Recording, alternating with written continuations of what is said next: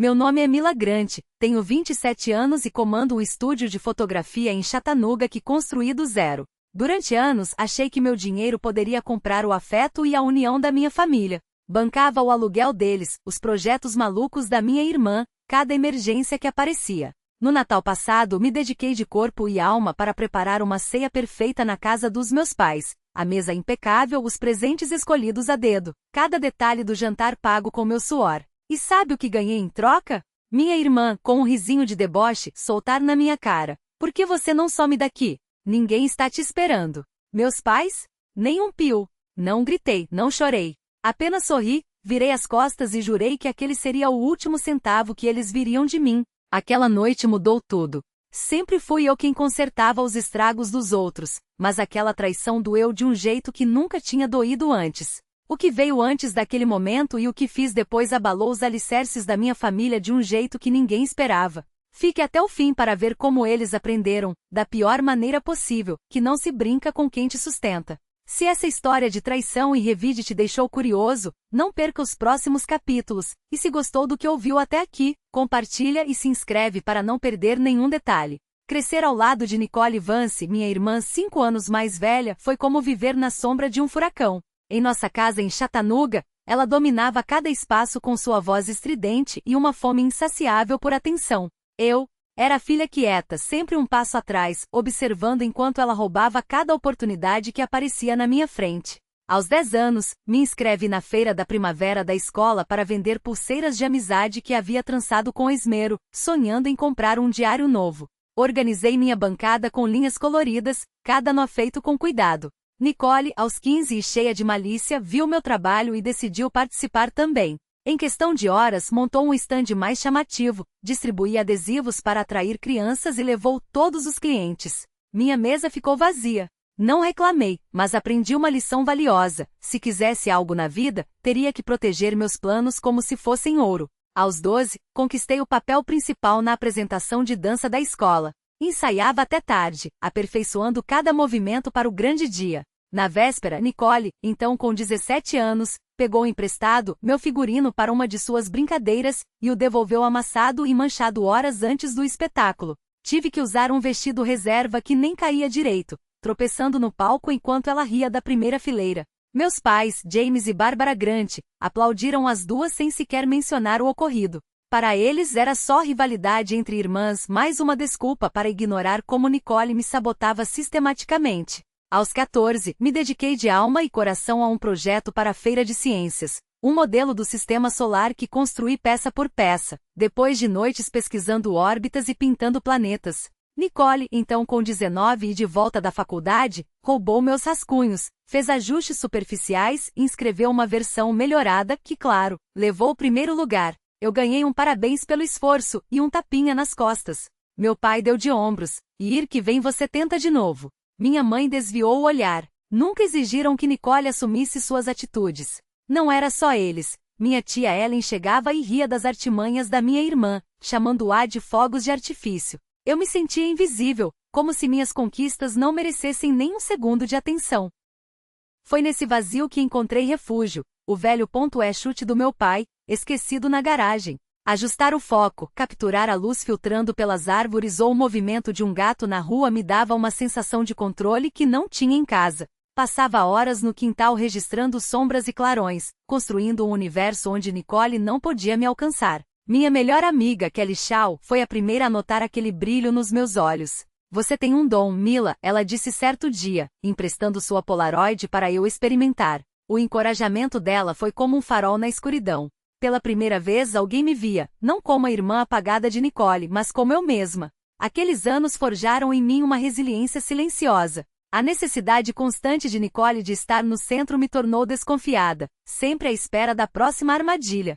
O silêncio dos meus pais me ensinou que nunca poderia contar com eles para me defender, estavam ocupados demais mantendo as aparências. As risadas da tia Ellen normalizavam o comportamento da minha irmã, fazendo-me sentir cada vez menor. Mas as palavras de Kelly ecoavam na minha mente. Sentávamos na varanda dela folheando minhas fotos granuladas enquanto ela insistia, continue assim, não pare. Não percebi na época, mas aquela câmera surrada foi meu primeiro passo rumo à independência. E também a lição mais dura que minha família me deu: se quisesse ser notada, teria que lutar por cada pedaço de espaço. No ensino médio, comecei a frequentar feiras de arte locais em segredo, capturando retratos espontâneos de estranhos e montando um portfólio às escondidas. Kelly ia comigo, torcendo por cada clique, dizendo que minhas imagens contavam histórias. Aqueles momentos não eram apenas uma fuga. Eram os tijolos que construíram quem eu me tornaria. Nicole podia roubar os holofotes, mas nunca tocaria no que eu estava construindo por dentro. Na casa dos 20, transformei aquela paixão de infância em um negócio próspero. Passará anos registrando momentos efêmeros: gatos de rua, o orvalho da manhã, crianças brincando no parque. Aos 20 me matriculei em um curso técnico de fotografia, aprendendo iluminação e composição enquanto trabalhava como garçonete para pagar as contas. Guardei cada moeda, abdicando de baladas para comprar minha primeira câmera profissional. Aos 22, aluguei um espaço minúsculo no centro, pouco maior que um armário, e abri meu estúdio. Trabalhei sem parar, retratos de família, fotos de formatura, até sessões com pets. O boca a boca fez meu nome circular, e logo minha agenda estava lotada por semanas. Não foi fácil. Aprendi sozinha a editar, me virei nas redes sociais, lidava com impostos sem ajuda. Mas ver minhas fotos enfeitando as paredes dos clientes fazia cada noite em claro valer a pena. Kelly, minha parceira de todas as horas, entrou de cabeça no negócio aos 23, gerenciando agendamentos e edições. Você está criando algo real, Mila, ela dizia, organizando meu caos de compromissos. Seu apoio era meu porto seguro. Aos 24, o estúdio já me permitia pagar meu aluguel e começar a guardar dinheiro. Foi então que minha família começou a aparecer com as mãos estendidas. Meu pai, James, se aposentou aos 50 alegando problemas nas costas. Ele e minha mãe, Bárbara, não conseguiam mais arcar com a casa de 2 quartos. Sem pensar 2 vezes, assumi o aluguel deles, $1.500 por mês. No início parecia justo, afinal, eram meus pais me criaram. Mas logo os pedidos se tornaram rotina. As ligações perderam o tom de gratidão e ganharam um ar de cobrança. Já mandou o dinheiro? Nicole, minha irmã, aos 30 anos, era uma designer gráfica freelancer cheia de ideias e zero execução. Seus projetos, logotipos, cartazes, sites, raramente saíam do papel. Todo mês, ela aparecia com uma nova oportunidade imperdível e um pedido de $500 para manter o negócio de pé. Eu transferia, torcendo para que dessa vez fosse diferente. Não era. Enquanto isso, ela desfilava na casa dos meus pais falando de seus grandes contratos, enquanto eu ficava calada, vendo minha conta bancária minguar. Minha mãe elogiava o empenho da Nicole, sem nunca mencionar que eu era quem bancava tudo. Meu pai me dava um tapinha nas costas. Você está se saindo bem, filha, mas nunca perguntava como estava o estúdio. A pressão foi aumentando. Eu me sentia um caixa eletrônico humano, não uma filha. As mensagens da minha mãe sempre terminavam com um lembrete sobre as contas. Os e-mails da Nicole listavam despesas como se eu fosse sua sócia capitalista. Via minhas economias derretendo mais rápido que o planejado e me perguntava por que continuava dizendo sim. Queria evitar brigas, escapar das chantagens emocionais. Mas cada transferência era um pedaço dos meus sonhos sendo arrancado. Uma lente nova, um espaço maior para o estúdio, quem sabe umas férias merecidas. Ficava acordada à noite somando tudo o que havia abdicado. Kelly foi a primeira a perceber o peso que eu carregava. Uma noite, enquanto organizávamos as fotos de clientes no estúdio, ela parou no meio de uma frase e me encarou com uma expressão que dizia tudo. Até quando, Mila? O desmoronamento em tempo real entrou sem bater, trazendo consigo o cheiro de café fresco e uma determinação que só quem já viu você no fundo do poço consegue ter. Desliga isso, ela ordenou, fechando meu laptop com um gesto firme. Cada palavra ali é mentira. E você sabe. Eu queria acreditar nela. Mas as notificações não paravam de pipocar, como facas sendo cravadas uma após a outra. Traíra, egoísta, ingrata, palavras que eles jamais usariam se eu ainda estivesse bancando suas contas, suas escolhas, seus erros. Kelly puxou a cadeira ao meu lado, seus olhos fixos nos meus. Você salvou eles por anos, Mila. E o que ganhou? Uma facada nas costas, servida com sorrisete de hipocrisia. Ela tinha razão, mas a dor não era só pela traição.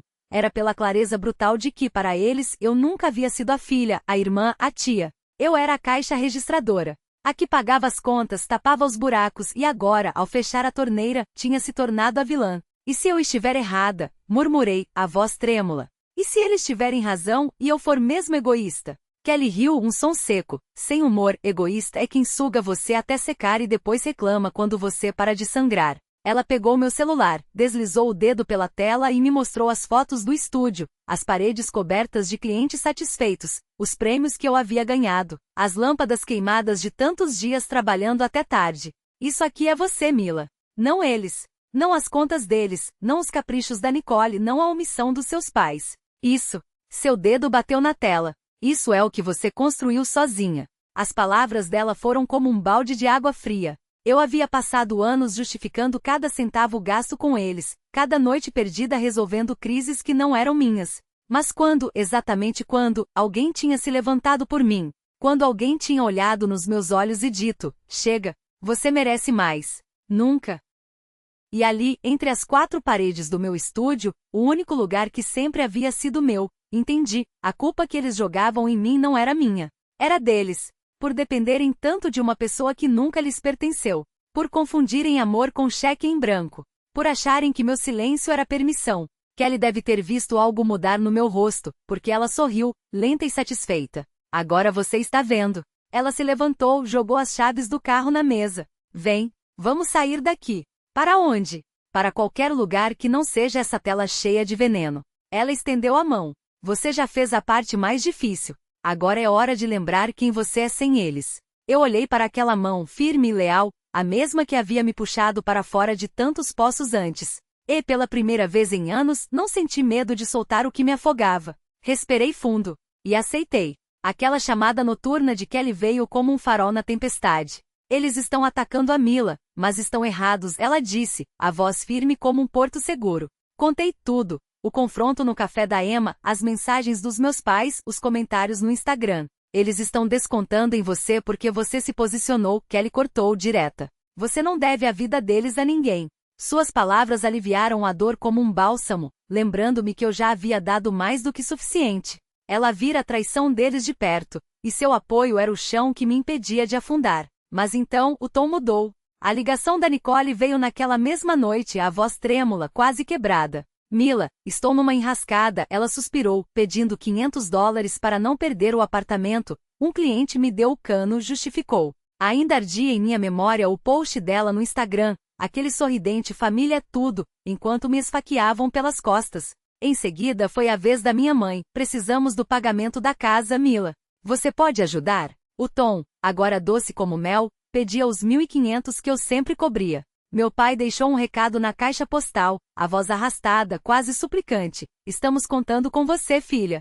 Só o aluguel, por favor. Nicole voltou a mandar mensagem, prometendo arrumar tudo se eu transferisse o dinheiro. Era rápido demais. Demais para ser coincidência. Eles me atacaram no Natal, me chamaram de ingrata, de egoísta, e agora queriam meu dinheiro como se suas palavras pudessem ser apagadas com um Pix. Como se eu fosse uma máquina de dinheiro com botão de reset. Durante anos, acreditei que meu apoio compraria lealdade, que meu sacrifício me daria um lugar naquela mesa. Mas as acusações deles provaram o contrário, eu era útil, não amada. A voz da Kelly ecoava em minha cabeça. Você tem o direito de ir embora. No meu estúdio, rodeada por fotos nas quais eu havia derramado minha alma, senti algo novo brotar, uma determinação quieta, inquebrantável. Eu havia deixado a mesa de Natal deles. Ignorei os posts, as mensagens, as ligações. E agora, pela primeira vez, deixei seus pedidos sem resposta. 2 meses depois, Nicole achou que poderia voltar como se nada tivesse acontecido. Entrou no meu estúdio em Chattanooga com um sorriso largo demais, calculado demais. Mila, preciso emprestar sua impressora 3D só por um projetinho, ela disse, girando uma história sobre um cliente que queria chaveiros personalizados para um evento local. O tom era doce, quase carinhoso, um contraste gritante com os insultos do Natal e as indiretas do Instagram. Hesitei, lembrando como ela nunca havia retribuído nada, mas aceitei. Talvez um pequeno favor mantivesse a paz. A impressora, uma máquina de alta performance que eu usava para os designs do estúdio, saiu com uma condição: 3 dias. Sem falta. Nicole anuiu, entusiasmada, levando o equipamento com um valeu, mana jogado no ar. 3 dias viraram 5. Uma semana. Minhas mensagens iam direto para a caixa postal. Quando chequei suas redes, lá estavam os chaveiros intricados, claramente feitos com minha impressora, postados sem um único crédito. A raiva foi subindo, lenta e quente. Kelly flagrou o problema durante uma checagem de estoque. Mila, a impressora ainda está com a Nicole, ela disse, mostrando o perfil da minha irmã no celular. Os posts exibiam orgulhosos sua nova empreitada, toda construída com o que era meu. Liguei para ela a voz firme, devolve até amanhã ao meio-dia. A resposta foi um risinho. Relaxa, Mila. É só uma máquina. Não discuti. Naquela noite fui até o apartamento dela, carreguei a impressora de volta para o meu carro e mudei todas as senhas de acesso do estúdio. A reação de Nicole não demorou. Na manhã seguinte, ela apareceu batendo na porta trancada do estúdio, bem na hora em que uma cliente aguardava para uma sessão de fotos. Você é desleal, sua egoísta. Ela gritou, a voz ecoando pela rua. Está sabotando meu trabalho, guardando suas coisas como se fosse dona do mundo. Os olhos se voltaram para nós, clientes passantes, até a barista da cafeteira ao lado. Eu permaneci dentro, imóvel, pedindo que ela se retirasse através do vidro. Mas Nicole não parou. Acusou-me de trair seus sonhos, os braços agitados, o rosto vermelho. Uma cliente regular, que aguardava pelas fotos da filha, puxou o celular. Isso vai parar na internet? Ela murmurou, postando o vídeo em um fórum local com o título Drama em Estúdio de Chattanooga. Será que a fotógrafa é mesmo a vilã? O post foi ao ar antes que Nicole saísse esbravejando. Kelly estava ao meu lado quando o vídeo começou a circular. Ela está cavando a própria cova, ela disse, cruzando os braços enquanto a thread do fórum enchia de comentários. Tinha visto os posts da Nicole, ouvido seus gritos, e sabia que aquilo era só mais uma tentativa de me sugar. Você não precisa continuar dando chances a quem só sabe tirar, ela completou. E suas palavras ressoaram com a certeza que eu vinha cultivando desde o Natal. Assenti, lembrando dos anos em que deixei Nicole levar meu dinheiro, meu tempo, agora meu equipamento. A impressora de volta ao seu lugar, zumbia enquanto trabalhava em um pedido de cliente. Meus pais, Ellen, Sarah, Emma, nenhum deles ligou ou mandou mensagem sobre o incidente. Seu silêncio era tão previsível quanto suas acusações. Foquei no que importava, meu estúdio, lotado de clientes que valorizavam meu trabalho, não o drama da minha família. O dia terminou em paz, mas o vídeo já estava lá fora compartilhado, comentado. As palavras de Nicole, desleal, sabotagem, ainda ecoavam, mas não havia culpa. Ela havia roubado minha confiança mais uma vez. E dessa vez eu a havia recuperado. Kelly ficou até tarde, ajudando a reorganizar os equipamentos. Você está construindo algo real aqui, ela disse, apontando para as fotos que enfeitavam as paredes. Sorri porque ela estava certa. A impressora era minha. O estúdio era meu. E a escolha de me manter firme também. A cena que Nicole armou foi criação dela, capturada, julgada, compartilhada. Mas eu deixei para trás. Meu foco estava em cada clique, cada enquadramento, cada vida que eu ajudava a registrar. Uma de cada vez. Eles se mudaram para um apartamento minúsculo, um espaço apertado de um quarto que cabia no orçamento deles, sem minha ajuda. Bárbara arrumou um emprego de meio período no supermercado, os dedos cansados de passar horas registrando produtos. James cortou gramas, entregou encomendas, juntou trocados para pagar as contas. Soube por um vizinho, não por eles. Não ligaram. Nem esperei que ligassem. Seu silêncio ecoava o de tia Ellen, Sarah e Emma, aqueles que endossaram a farsa de Nicole, mas nunca pediram desculpas. A comunidade, porém, falou por mim. Vizinhos que viram o vídeo de Nicole se uniram, marcando sessões, divulgando minha exposição. Clientes como a senhora Carter, cuja cerimônia de casamento eu havia eternizado, mandaram mensagens de apoio, chamando a atitude de Nicole de injusta. Outros baristas, professores, desconhecidos, elogiaram meu trabalho em fóruns locais. Suas palavras foram um escudo contra as flechas do passado. Não era apenas gentileza. Era a prova de que meu lugar em Chattanooga não vinha de sangue, mas de suor. Cortei todos os laços. Quando Nicole mandou mensagens pedindo só mais um favor, bloqueei seu número. As ligações da minha mãe, com a voz trêmula de súplicas, ficaram sem resposta. Os e-mails do meu pai, cheios de insinuações sobre suas dificuldades, permaneceram fechados. Tia Ellen, Sarah e Emma? Nem isso. Seu silêncio foi a assinatura final de sua escolha. Passei anos tentando costurar uma família com fios de dinheiro e dedicação, acreditando que meu esforço compraria amor. A verdade? Sua lealdade era algo que eu podia oferecer, não a mim. Romper não foi fácil, doloroso, sim, mas necessário. Kelly, minha âncora, viu tudo. Você está livre agora, Mila disse ela certa noite, enquanto ajustávamos os quadros da exposição. E estava certa. Estabelecer limites me custou o que eu pensava ser família, mas me deu algo maior, clareza. Vivia pelos meus valores, trabalho duro, comunidade, criatividade, notas que eles nunca souberam tocar. Meu estúdio, minhas aulas, minha exposição eram o futuro que eu construía, tijolo por tijolo, sem pedir permissão. A quem acompanhou essa jornada, obrigada por ouvir. Colocar limites me devolveu a vida. E se isso ressoa com você, espero que seja um empurrão para priorizar seu próprio caminho. Compartilhe sua história. O que você teria feito? Sua voz importa, assim como a minha finalmente importou.